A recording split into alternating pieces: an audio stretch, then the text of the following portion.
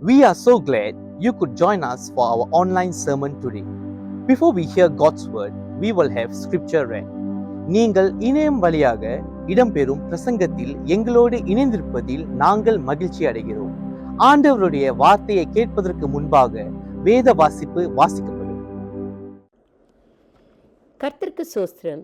இன்று தேவ செய்திக்கென்று தெரிந்து கொள்ளப்பட்ட பழைய ஏற்பாட்டின் வேத பகுதி உபாகமம் 26ஆம் அதிகாரம் வசனங்கள் 1-11 வரை வாசிக்கப்படும். பழைய ஏற்பாட்டில் பக்கம் 255. உபாகமம் 26ஆம் அதிகாரம் வசனங்கள் 1-11 வரை. உன் தேவனாகிய கர்த்தர் உனக்கு சுதந்திரமாக கொடுக்கும் தேசத்தில் நீ போய் சேர்ந்து அதை கட்டிக்கொண்டு அதில் வாசம் பண்ணும்போது, உன் தேவனாகிய கர்த்தர் உனக்கு கொடுக்கும் உன் தேசத்தில் நீ பயிரிடும் நிலத்தின் கனிகளிலெல்லாம் முந்தின பலனை எடுத்து ஒரு கூடையிலே வைத்து, உன் தேவனாகிய கர்த்தர் தமது நாமம் விளங்கும்படி தெரிந்து கொண்டிருக்கும் ஸ்தானத்திற்கு போய் அந்நாட்களில் இருக்கும் ஆசாரியனிடத்தில் சென்று அவனை நோக்கி, கர்த்தர் எங்களுக்கு கொடுக்க நம்முடைய பிதாக்களுக்கு ஆணையிட்ட தேசத்தில் வந்து சேர்ந்தேன் என்று இன்று உம்முடைய தேவனாகிய கர்த்தருடைய சந்நிதியில் அறிக்கையிடுகிறேன் என்பாயாக. அப்பொழுது ஆசாரியன் அந்த கூடையை உன் கையிலிருந்து வாங்கி அதை உன் தேவனாகிய கர்த்தரின் பலிபீடத்திற்கு முன்பாக வைக்க கடவன். வசனம் 5. அப்பொழுது நீ உன் தேவனாகிய கர்த்தருடைய சந்நிதியில் நின்று வசனித்து சொல்ல வேண்டியது என்னவென்றால், என் தகப்பன் அழிவுக்கு நேரான சீரியா தேசத்தானாயிருந்தான். அவன் கொஞ்சம் ஜனங்களோடே எகிப்துக்கு போய் அவ்விடத்தில் பரதேசியாய் சஞ்சரித்து அங்கே பெரிய பலத்த திரட்சியான ஜாதியானான். எகிப்தியர்கள் எங்களை ஒடுக்கி எங்களை சிறுமைப்படுத்தி எங்கள் மேல் கடினமான வேலையை சுமத்தின போது எங்கள் பிதாக்களின் தேவனாகிய கர்த்தரை நோக்கி கூப்பிட்டோம்.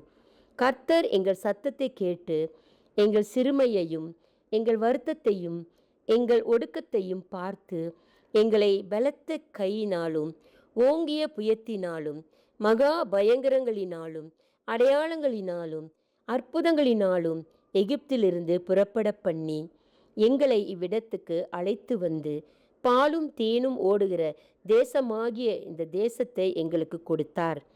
இப்பொழுதும் இதோ கர்த்தாவே, தேவரீர் எனக்கு கொடுத்த நிலத்தினுடைய கனிகளின் முதற் பலனை கொண்டு வந்தேன் என்று சொல்லி அதை உன் தேவனாகிய கர்த்தருடைய சந்நிதியில் வைத்து உன் தேவனாகிய கர்த்தருடைய சந்நிதியில் பணிந்து, நீயும் லேவியனும் உன்னிடத்தில் இருக்கிற பரதேசியும் உன் தேவனாகிய கர்த்தர் உனக்கும் உன் வீட்டாருக்கும் அனுக்கிரகம் பண்ணின சகல நன்மைகளின் நிமித்தமும் சந்தோஷப்படுவீர்களாக. ஆமேன். இது தேவனுடைய வசனம். அனைவரும் சேர்ந்து சொல்வோம். தேவனுக்கு சோஸ்திரம். பிரியமானவர்களே, நாம் ஜெபம் செய்வோமாக. Let's pray. Lord, we thank you for your word. We pray that your word will speak to us. உம்முடைய வார்த்தைக்காக நன்றி. உம்முடைய வார்த்தை எங்களோடு பேசும்படியாக எங்களுடைய இருதயங்களை திறந்து அர்ப்பணம் செய்கிறோம். We offer our hearts to you that you would speak to us. In Jesus' mighty name, இயேசு கிறிஸ்துவின் நாமத்திலே ஆமென். ஆசீர்வாதமாக இருப்பதற்காகவே ஆசீர்வதிக்கப்பட்டீர்கள். Blessed to be a blessing. My dear brothers and sisters, God wants to bless you abundantly. He wants you to have enough in life. என் அன்பு சகோதர சகோதரிகளே, கர்த்தர் உங்களை ஆசீர்வதிக்கும்படியாக விரும்புகிறார். உங்களுக்கு போதுமான அளவிலே நீங்கள் ஆசீர்வதிக்கப்படும்படியாக அவர் விரும்புகிறார். The reason why God blesses his people abundantly and wants them to have enough is so that they can be a blessing to someone in their lives. பிரியமானவர்களே, ஏன் ஆண்டவர் போதுமான அளவிலே ஆண்டவர் தன்னுடைய ஜனங்களை ஆசீர்வதிக்க விரும்புகிறார் என்றால், மற்றவர்களுக்கு இன்னொரு நபருக்கு ஒரு ஆசீர்வாதமாக இருக்கும்படியாகவே ஆண்டவர் ஆசீர்வதிக்கும்படியாக இருக்கிறார். You are blessed to be a blessing in this world. இந்த உலகத்தில் நீங்க ஏன் ஆசீர்வதிக்கப்பட்டீர்கள் என்றால், மற்றவர்களுக்காக சுற்றி இருக்கிறவர்களுக்காக நீங்கள் ஒரு ஆசீர்வாதமாக இருக்கும்படியாக. The blessing is given so that you can be a source of blessing to others. நீங்கள் ஏன் ஆசீர்வதிக்கப்பட்டிருக்கிறீர்கள் என்றால் நீங்களே ஆசீர்வாத ஊற்றாக மற்றவர்களுக்கு இருக்கும்படியாகவே. When we receive God's blessing, our Lord wants us to be like the way that we handle the blessing should also reflect a godly way. பிரியமானவர்களே, நாம் தேவனுடைய ஆசீர்வாதத்தை பெற்றுக்கொள்ளும் பொழுது தேவன் விரும்புகின்ற வண்ணமாகவே நீங்களும் நானும் அந்த ஆசீர்வாதத்தை கையாள வேண்டும், அந்த ஆசீர்வாதத்தை அனுபவிக்க வேண்டும். Scripture teaches the people of God how to handle blessings in our lives. தேவனுடைய வார்த்தை தேவனுடைய ஆசீர்வாதங்களை எப்படி அனுபவிப்பது, எப்படி நாம் மற்றவர்களுக்கு ஒரு ஆசீர்வாதமாக இருப்பது என்று வேதம் நமக்கு கற்றுக் கொடுக்கிறது. உபாகமம் 26வது அதிகாரம் 2வது வசனத்திலிருந்து 3வது வசனம் வரை வாசிக்க கேட்போமே. In Deuteronomy chapter 26 verses 2 to 3, instructions are given to the people of God when they have experienced the blessing of a land that they can now call home, Canaan, the promised land. உன் தேவனாகிய கர்த்தர் உனக்கு கொடுக்கும் உன் தேசத்தில் நீ பயிரிடும் நிலத்தின் கனிகளிலெல்லாம் முந்தின பலனை எடுத்து ஒரு கூடையிலே வைத்து உன் தேவனாகிய கர்த்தர் தமது நாமம் விளங்கும்படி தெரிந்து கொண்டிருக்கும் ஸ்தானத்திற்கு போய் அந்நாட்களில் இருக்கும் ஆசாரியனிடத்தில் சென்று அவனை நோக்கி, கர்த்தர் எங்களுக்கு கொடுக்க நம்முடைய பிதாக்களுக்கு ஆணையிட்ட தேசத்தில் வந்து சேர்ந்தேன் என்று இன்று உம்முடைய தேவனாகிய கர்த்தருடைய சந்நிதியில் அறிக்கையிடுகிறேன் என்பாயாக. இந்த வசனங்கள் இஸ்ரவேல் தேசத்தார் அவர்கள் வாக்குத்தத்தம் பண்ணப்பட்ட அந்த தேசத்துக்கு, கானான் தேசத்துக்கு சென்றவுடனே நீங்கள் எப்படி நடந்து கொள்ள வேண்டும் என்று சொல்லக்கூடிய கட்டளைகளாக இருக்கிறது. அவர்கள் நடந்து கொள்ளக்கூடிய விதமானது எப்படிப்பட்டதாக இருக்க வேண்டும் என்றால், அவர்கள் பெற்ற ஆசீர்வாதங்கள் முதலாவது ஆண்டவரிடத்திலிருந்து வந்தது. அதிலே ஒரு பகுதியை ஆண்டவரிடத்தில் மறுபடியுமாக கொடுக்க வேண்டும், அவரிடத்திலே கொடுக்க வேண்டும் என்று அவர்கள் ஞாபகப்படுத்தப்படுகிறார்கள். They were reminded, the people of Israel were reminded first to acknowledge that blessings come from God by giving a portion back to God. They were to be reminded that all that we have comes from God and we need to give it back to God. ஆண்டவரிடத்திலே நாம் மறுபடியுமாக கொடுக்க வேண்டும். ஆண்டவரிடத்திலே மறுபடியுமாக கொடுக்கும் பொழுது அது ஒரு ஞாபகமாக இருக்கிறது. நம்மளுடைய கவனமானது ஆசீர்வாதங்கள் மீது இருக்கக்கூடாது, ஆண்டவர் மீது இருக்க வேண்டும் என்று. Now giving back to God a portion of their blessing was a reminder not to focus on the blessing but on to God, where their focus should be. அவர்களுடைய கவனம் எல்லாம் ஆசீர்வாதங்கள் மீது இருக்கக்கூடாது, ஆனா ஆண்டவர் மீது இருக்க வேண்டும் என்று ஒரு ஞாபகமாக அவர்கள் நடைபெறக்கூடிய அவர்களுடைய வாழ்க்கையில அன்றாட வாழ்க்கை வாழக்கூடிய விதத்திலே எப்படி ஞாபகப்படுத்திக் கொள்ள வேண்டும் என்றால், ஆசீர்வாதத்தின் ஒரு பகுதியை ஆண்டவரிடத்திலே கொடுக்க வேண்டும். இதுதான் ஆண்டவர் அவர்களுக்கு கற்றுக் கொடுத்தார். They were reminded how their forefathers used to live in much struggles and how God now blessed them. அவர்கள் எதை அவர்கள் நினைவு கூற வேண்டும் என்றால், அவர்களுடைய முற்பிதாக்கள் எவ்வளவு கஷ்டப்பட்டார்கள், எவ்வளவு போராட்டத்தின் மத்தியிலே அவர்கள் தேவனை பின்பற்றினார்கள். அதை பின்பற்றின பிறகு, கடந்து வந்த பாதையிலே அவர்கள் வந்த பிறகு, இப்பொழுது அவர்களுக்கு கொடுக்கப்பட்ட ஒரு தேசத்திலே வாழும் பொழுது அவர்கள் கடந்து வந்த பாதையை மறந்து விடாதபடி அந்த ஆசீர்வாதத்தை ஒரு பகுதியை கொடுத்து விட்டு அவர்கள் ஞாபகம் கொள்ள வேண்டும் அவர்கள் எந்த இடத்திலிருந்து வந்தார்கள் என்று. They were to remember their forefathers and they were to remember their roots, that they came from a very difficult background, and by giving back to God it was a reminder to remember their roots. அவர்கள் கொடுக்கும் பொழுது அவர்கள் வந்த இடத்தை ஞாபகம் கொள்ளும்படியான ஒரு நடைமுறையிலே செய்யக்கூடிய ஒரு காரியம்தான் ஆண்டவரிடத்திலிருந்து மறுபடியும் கொடுப்பது. Now Jesus also taught his disciples not to focus on building treasures on earth, not to focus on the blessings because they were temporary. இயேசு கூட இந்த ஆசீர்வாதங்களுக்கு நம்ம அதிகமாக கவனம் செலுத்தக்கூடாது, ஏனென்றால் இந்த ஆசீர்வாதங்கள் எல்லாம் தற்காலிகமானவைகள் என்று இயேசு மத்தேயு எழுதின சுவிசேஷம் 6ஆம் அதிகாரம் 19வது வசனத்திலிருந்து 21வது வசனம் வரை நாம் வாசிக்க கேட்போமே. We read that in Matthew chapter 6 verses 19 to 21. பூமியிலே உங்களுக்கு பொக்கிஷங்களை சேர்த்து வைக்க வேண்டாம்.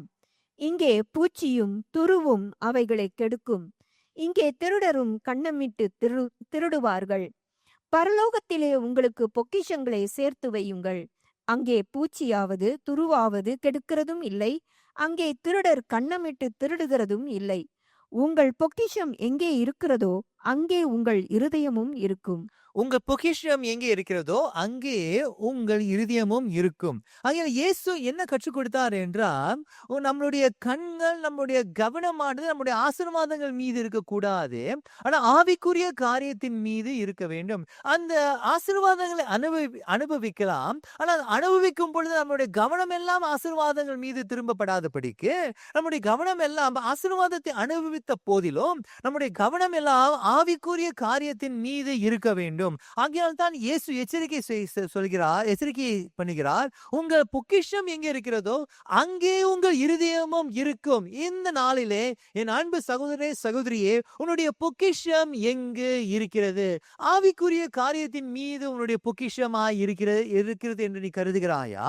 அந்த பூமிக்குரிய ஆசீர்வாதங்கள் மீது உன்னுடைய பொக்கிஷம் என்று நீ கருதி நீ வாழ்வாயானால் உன்னுடைய கவனம், உன்னுடைய ஏக்கம் எல்லாமே இந்த பூமிக்குரிய காரியத்தின் மீது இருக்கும் பொழுது தவறான இடத்திலே கவனம் கொள்கிறோம் என்று இயேசு நமக்கு எச்சரிக்கையாக சொல்கிறார். Now Jesus here warns and reminds us that our focus, while we experience and enjoy the blessings of this world, you and I should not be focused on them and building them as much as we can. எவ்வளவு சேகரிக்க முடியுமோ அவ்வளவு சேகரித்து வைத்துக் கொள்ளலாம். எனது பூமிக்குரிய ஆசீர்வாதங்கள் மீது நம்முடைய கவனம் இருக்கக்கூடாது, ஆனால் நம்முடைய கவனம் எல்லாம் ஆவிக்குரிய காரியத்தின் மீது இருக்க வேண்டும் என்று இயேசு நமக்கு கற்றுக் கொடுக்கிறார். Jesus teaches his disciples that their heart should not be on earthly treasures. பூமிக்குரிய பொக்கிஷங்கள் மீது நம்முடைய இருதயம் அங்கு அடங்கி விடக்கூடாது, அங்கு சேர்த்து விடக்கூடாது, அங்கு கவனமாக இருக்கக்கூடாது என்று இயேசு கற்றுக் கொடுக்கிறார். இது கொலோசர் நிருபம் 3 அதிகாரம் 1 3 வரை மறுபடியுமாக இயேசு சொன்னதை வலியுறுத்துகிறது. நம்ம கவனித்து பார்க்கலாம். Now what Jesus taught is once again repeated in Colossians chapter 3 verses 1 to 3, that our hearts should not be focused on earthly things. நீங்கள் கிறிஸ்துவுடன் கூட எழுந்ததுண்டானால் கிறிஸ்து தேவனுடைய வலது பாரிசத்தில் வீற்றிருக்கும் இடத்தில் உள்ள மேலானவைகளையே தேடுங்கள். பூமியில் உள்ளவைகளை அல்ல, மேலானவைகளையே நாடுங்கள். ஏனென்றால் நீங்கள் மரித்தீர்கள், உங்கள் ஜீவன் கிறிஸ்துவுடனே தேவனுக்குள் மறைந்திருக்கிறது. உங்க ஜீவன் கிறிஸ்துவனை கூட தேவனுக்குள் மறைந்து இருக்கிறது. நம்முடைய வாழ்க்கை எல்லாம் கிறிஸ்துவுக்குள்ளாக அடங்கி இருக்கிறது. அப்படி என்றால் கிறிஸ்து எவனமாக பூமியிலே வாழ்ந்தாரோ அதே போல நீங்களும் நானும் வாழ வேண்டும் என்று வேதம் நமக்கு உற்சாகப்படுத்துகிறது. Scripture tells us that our lives are hidden in Christ. What does that mean? It means to live as Christ lived on earth. இயேசு பூமியிலே எப்படி வாழ்ந்தாரோ அப்படியே நீங்களும் நானும் வாழ வேண்டும். இயேசு இந்த பூமியில இருக்கும் பொழுது அந்த பூமியில இருக்கக்கூடிய காரியங்கள் எல்லாம் அவர் தேவனை வெளிப்படுத்தினார், அதாவது தன்னுடைய பிதாவை வெளிப்படுத்தினார். அவர் தானே தேவனுடைய குமாரன் என்று இந்த பூமிக்குரிய காரியத்தை வைத்து வெளிப்படுத்தினார். Now Jesus used everything that he had on earth to reveal the Father and also to reveal himself as the Son of God. That means Scripture teaches us to use our earthly blessings as a means to reveal God. நாம் இந்த பூமிக்குரிய ஆசீர்வாதங்களை எப்படி கையாள வேண்டும், எப்படி அனுபவிக்க வேண்டும் என்றால் இந்த ஆசீர்வாதங்களை வைத்து தேவனை வெளிப்படுத்த வேண்டும். இந்த ஆசீர்வாதங்கள் எல்லாம் வந்ததுக்கு காரணமே என் தேவாதி தேவன் என்னை ஆசீர்வதித்தது தான். இந்த ஆசீர்வாதத்துக்கு காரணமே என் இயேசுதான் இந்த ஆசீர்வாதத்தின் காரணமாய் இருக்கிறார் என்று வெளிப்படுத்தும்படியாகவே இந்த ஆசீர்வாதங்களை நாம் பயன்படுத்த வேண்டும். You and I need to use the blessings in our lives to reveal God, because just as how Jesus used whatever resources he had on earth to reveal the Father and to reveal himself as the Son of God, you and I are called to do that because our life is hidden in Christ. கிறிஸ்துவுக்குள்ளாக நம்மளுடைய வாழ்க்கை மறைந்திருக்கிறது என்று சொல்லும் பொழுது அது அர்த்தம் என்னவென்றால் கிறிஸ்து எவனமாக பூமியிலே வாழ்ந்தாரோ அப்படியே அவனமாக வாழ வேண்டும். இயேசு எவனமாக பூமிக்குரிய காரியத்தில் எல்லாம் தேவனை வெளிப்படுத்தும்படியாக, பிதாவை வெளிப்படுத்தும்படியாக வெளிப்படுத்தும்படியாக, தானே தேவனுடைய குமாரன் என்று வெளிப்படுத்தும்படியாக அவர் வாழ்ந்தாரோ, அதே போல என் பிரியமானவனே, பிரியமானவரே, இயேசு தேவன் என்று வெளிப்படுத்தக்கூடிய விதத்தில் நம்முடைய ஆசீர்வாதத்தை அனுபவிக்க வேண்டும். நான் தேவனுடைய பிள்ளையாய் இருக்கிறேன் என்று எடுத்து சொல்லும்படியாக நம்முடைய ஆசீர்வாதத்தை மற்றவர்களுக்கு அவனமாகவே நம்ம பயன்படுத்த வேண்டுமே தவிர சுயநலவாளியாக வாழக்கூடாது என்று வேதம் நமக்கு கற்றுக் கொடுக்கிறது. Now the scripture reminds us over and over again not to allow our lives to be absorbed into the blessing. அதாவது நம்முடைய வாழ்க்கை இந்த ஆசீர்வாதத்துக்குள்ளாக சூழ்ந்திருக்க கூடாது. ஆனால் அந்த ஆசீர்வாதத்தை கொடுத்த ஆண்டவர் மீது எப்பொழுதுமே நம்முடைய கண்கள் இருக்க வேண்டும் என்று வேதம் நமக்கு கற்றுக் கொடுக்கிறது. Jesus did not allow earthly concerns to dictate how he should live even when there was a real need. என் அன்பு சகோதர சகோதரிகளே, உண்மையான ஒரு தேவை இருந்த போதிலும் இயேசு இந்த பூமிக்குரிய காரியங்கள், பூமிக்குரிய தேவைகள் தன்னுடைய வாழ்க்கையை நிர்ணயிக்கும்படியாகவும் நடத்தும்படியாகவும் இடம் கொடுக்கவில்லை. Jesus did not allow earthly concerns to dictate how he should live even when there was a real need. And we read that in Luke chapter 4 verses 1 to 13, when Jesus was led into the wilderness and the devil tempted Jesus with very real earthly concerns. என் அன்பு சகோதர சகோதரிகளே, இயேசு வனாந்திரத்திலே வழி நடத்தப்படும் பொழுது அங்கு உண்மையான தேவைகளை சாத்தானானவன் அங்கு இயேசுவினிடத்தில் கொண்டு வந்து அவரை சோதிக்கும்படியாக வகை தேடினான் என்று வேதம் சொல்கிறது. அது லூக்கா எழுதின சுவிசேஷம் 4ஆம் அதிகாரம் 1ஆம் வசனத்திலிருந்து 13வது வசனம் வரை நீங்கள் வாசித்துக் கொள்ளும்படியாக நான் உங்களை உற்சாகப்படுத்துகிறேன். When Jesus was tempted in the wilderness for 40 days, he refused to allow earthly concerns to dictate his destiny. இந்த பூமிக்குரிய தேவைகள், இந்த பூமிக்குரிய அநேக அக்கறைகள், அவைகள் எல்லாம் தன்னுடைய வாழ்க்கையை நடத்தாதபடிக்கு அவருடைய கண்கள் எப்பொழுதுமே மேலே நோக்கி கொண்டே இருந்தது, தன்னுடைய பிதாவை நோக்கி கொண்டே இருந்தது என்று வேதம் நமக்கு கற்றுக் கொடுக்கிறது. Even when there was a real need, உண்மையான ஒரு தேவை, அதாவது 40 நாட்கள் அவர் உபவாசித்துக் கொண்டிருக்கும் பொழுது உண்மையான தேவைகளை வைத்து சாத்தானானவன் இயேசுவை சோதித்தான். ஆனால் அந்த உண்மையான தேவைக்கு கூட இயேசு இடம் கொடுக்காதபடி தன்னுடைய வாழ்க்கையை எப்படி அவர் நடத்தினார் என்றால் தன்னுடைய பரலோக பிதாவுக்காகவே அவர் நடத்தினார். So Jesus did not allow even very real needs to dictate how he should live his life. He lived his life in accordance to the Father's will, my friends. In accordance to the Father's will. And this is also what Psalm 91 verses 1 to 16 teaches us. சங்கீதம் 91 1ஆம் வசனமும் 16ஆம் வசனமும் இதைத்தான் நமக்கு கற்றுக் கொடுக்கிறது. நாம் உன்னதமானவருடைய மறைவிலே அடங்கி இருக்க வேண்டுமாம். You and I need to be abiding in the shadow of God. In the shadow, in him, you and I are called to live. And you and I will experience his salvation as a result of that. அவரிலே அடங்கி வாழும் பொழுது அவருடைய ரட்சிப்பை நாம் நிச்சயமாக அனுபவிப்போம், அதை காண்போம். அதை வாசிக்க கேட்போமே. உன்னதமானவரின் மறைவில் இருக்கிறவன் சர்வ வல்லவருடைய நிழலில் தங்குவான். வசனம் 16, நீடித்த நாட்களால் அவனை திருப்தியாக்கி என் ரட்சிப்பை அவனுக்கு காண்பிப்பேன். பிரியமானவர்களே, இந்த வசனத்தை நம்ம கவனித்து பார்க்கும் பொழுது நாம் கர்த்தருடைய உன்னதமானவருடைய மறைவில் இருக்கிறவன் சர்வ வல்லவருடைய நிழலில் தங்குவான். அந்த நிழலில் தங்கும் பொழுது 16வது வசனம் சொல்கிறது, நீடித்த நாட்களால் அவனை திருப்தியாக்குவேன் என்று வேதம் சொல்கிறது. என் ரட்சிப்பை அவனுக்கு காண்பிப்பேன். என் அன்பு சகோதர சகோதரிகள், நம்முடைய கண்கள் எப்பொழுதுமே ஆசீர்வாதத்தின் மீது இருக்கும் பொழுது, அதிலே திருப்தி அடையும் பொழுது ஆண்டவர் கொடுக்கக்கூடிய காரியத்தில் நாம் திருப்தி அடைய முடியாது. இந்த ஆசீர்வாதத்தை நாம் திருப்தி அடையும்படியாக வாஞ்சிக்கும் பொழுது நம்முடைய இருதயம் அந்த பொக்கிஷமானது, நம்முடைய வாழ்க்கையில் இருக்கக்கூடிய மிக முக்கியமான பொக்கிஷம் நம்முடைய ஆசீர்வாதமாக இருக்கும் பொழுது உண்மையாகவே நம்ம திருப்தி அடைய முடியாது. When the earthly blessings become our treasure, truly you and I will not be satisfied. But when you and I are abiding in God, தேவனே நம்ம நிலத்திருக்கும் பொழுது தேவனே நம்மை திருப்திப்படுத்துவார். ஏன்னா தேவன் தான் நம்முடைய மிக வாழ்க்கையில இருக்கக்கூடிய மிக பெரிதான தேவையாக இருக்கிறார். Because God himself is the greatest need in our life. God himself is the greatest need because only he can satisfy us true and true. உண்மையாக நம்மை திருப்திப்படுத்தக்கூடியவர் தேவன் தாமே. ஆகையால் தான் இங்க சங்கீதக்காரன் சொல்கிறான், நம்ம ஆண்டவரில் நிலைத்திருக்க வேண்டும், அப்பொழுது அப்பொழுது தேவன் நம்மை திருப்திப்படுத்துவாராம். And then only God will satisfy us. And we will see the hand of God in our life. தேவனுடைய கரத்தை அப்பொழுது நாம் பார்ப்போம். என் அன்பு சகோதர சகோதரிகளே, நம்மளுடைய வாழ்க்கையில மிக முக்கியமான 2 காரியத்தை நம்ம மறந்து விடக்கூடாது. முதலாவது, ஆண்டவர் நமக்கு கொடுத்த பிரதான கட்டளை, நாம் ஆண்டவரை நேசிக்க வேண்டும், பிறரை நேசிக்க வேண்டும். இரண்டாவது, ஆண்டவர் கொடுத்த ஊழிய அழைப்பை நாம் மறந்து விடக்கூடாது. உலகம் என்றும் எங்கும் சென்று இந்த சுவிசேஷத்தை பிரசங்கிக்க வேண்டும். இந்த 2 காரியம் ஒரு சிஷ்யனுடைய வாழ்க்கையிலே எப்பொழுதுமே இருக்க வேண்டும் என்று இயேசுதானே அவர் கற்றுக் கொடுத்தார். Now, Jesus himself taught his disciples the greatest commandment, that is to love God and to love your neighbor. And the greatest commission in every disciple's life is to go out and share about Jesus. இயேசுவை குறித்து அநேகருக்கு சொல்லும்படியான கொடுத்த ஒரு ஊழிய அழைப்பாய் இருக்கிறது. Jesus encourages us to love God and to love one another. How do we do that? We do that by using our blessings to be a blessing to someone. நாம் எப்படி தினமா மற்றவர்களுக்கு எப்படி தினமா மற்றவர்களை ஆண்டவரை நேசிக்கும்படியாகவும் மற்றவர்களை நேசிக்க முடியும்?